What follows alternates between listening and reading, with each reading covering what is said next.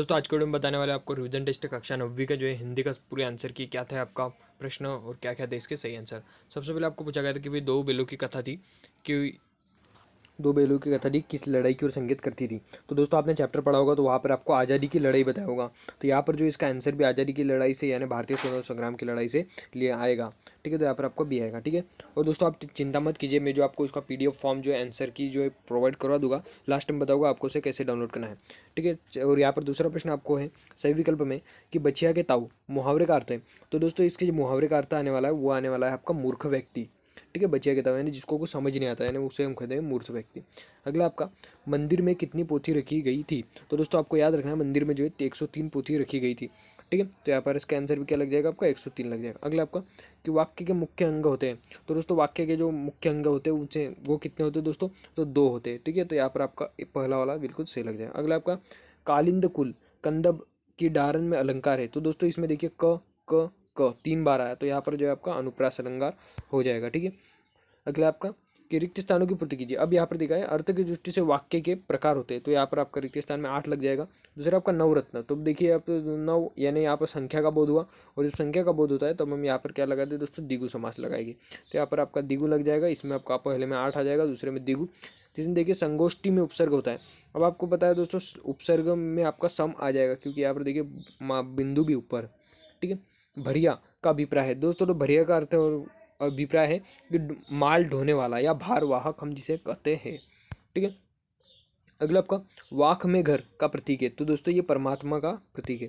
ठीक है, अगला आपका सही जोड़ी मिलाइए। तो यहाँ पर देख लेते हैं गधे में गुणों की प्रकाष्ठा की है, तो वो की है ऋषि मुनियों से। ठीक है, थोड़ा थोथला की ऊंचाई थी, तो ये थी 16-17, ठीक है 16-17 हज़ार फीट। और यहाँ पर आपका पंखा पखी, तो ये क्या पक्ष विपक्ष है एक दूसरे का। अगला है आपका कच्चे सकोरे, तो जो कच्चे सकोरे हैं दोस्तों, तो ये जो है आपका ये ऊन के लिए कही जाती है जो कि कमज़ोर होते हैं, मतलब जो मिट्टी का बने हुए घड़े के लिए, जब आपने चैप्टर पढ़े हुए तो वहाँ पर कच्चे सकोरे आपको दिया होगा। और यहाँ पर जो इसका है स्वाभाविक रूप से कमजोर, यहाँ पर उलट कर कर आपको दे दिया गया है। अगला आपका सूरज का ब्याह, तो दोस्तों सूरज का जो ब्याह है ये रामधारी से दिनकर द्वारा लिखित है। ठीक है, तो यहाँ पर रामधारी से दिनकर आ जाएगा। अब देखते चौथा एक वाक्य में अंतर।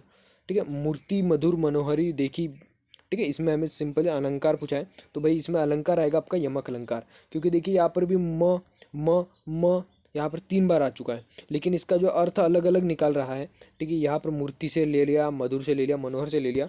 और यमक में क्या होता है, जो शब्द की आवृत्ति बार बार होती है लेकिन उसका अर्थ बदलता है। यहाँ पर पहले में क्या आएगा आपका यमक आएगा। अगला आपका 2 महाकाव्यकारों के नाम, तो आप कोई भी महाकाव्य लिख सकते हैं, जैसे कामायनी है जिनके जयशंकर प्रसाद जी है, और कुरुक्षेत्र के रामधारी से दिनकर जी है, ऐसे 2 आप लिख सकते हैं यहाँ पर। अगला आपका कि मिजबान कहानी किस लोक भाषा में लिखी गई, तो ये लिखी गई है आपकी उर्दू में। ठीक है, अगला आपका कवि रसखान पत्थर के रूप में किसका अंश बनाना चाहते हैं, तो कवि रसखान जो गोवर्धन पर्वत का जो पत्थर के रूप में अंश बनाना चाहते हैं। ठीक है, अगला आपका निरापद सहिष्णुता का अर्थ यहाँ पर हमें बताना है, तो इसका अर्थ क्या होता है दोस्तों, अत्यंत सीधापन। ठीक है, अत्यंत सीधापन यानी कोई व्यक्ति अगर अत्यंत सीधा है तो हम उसे कहेंगे निरापद सहिष्णुता। ठीक है, तो ये था दोस्तों आपका पेपर का आंसर की। ठीक है, ऑब्जेक्टिव्स का। उसके अतिरिक्त भी ये प्रश्न काफ़ी सरल है, अगर आप बुक में ढूंढेंगे तो आपको काफ़ी अच्छी प्रकार से ये जो मिल जाएगा। फिर भी अगर आपको कोई दिक्कत आती है तो आप मुझे कमेंट कीजिएगा, मैं इसका फुल सॉल्यूशन भी आपके लिए जो है जल्द ही लेकर आऊँगा। अब आपको जो है डिस्क्रिप्शन बॉक्स चेक करना है, वहाँ पर जो है आपको एक लिंक मिल जाएगा, लिंक पर सिंपली टैप करिए तो आपका PDF ओपन हो जाता है। अगर PDF में कोई भी दिक्कत आती है दोस्तों तो आप बेझिझक होकर मुझे कमेंट कीजिए, मैं उसका सॉल्यूशन भी आपके लिए लेकर आऊँगा। तो चलिए मिलता है दोस्तों नेक्स्ट वीडियो में और किसी नए टॉपिक के साथ।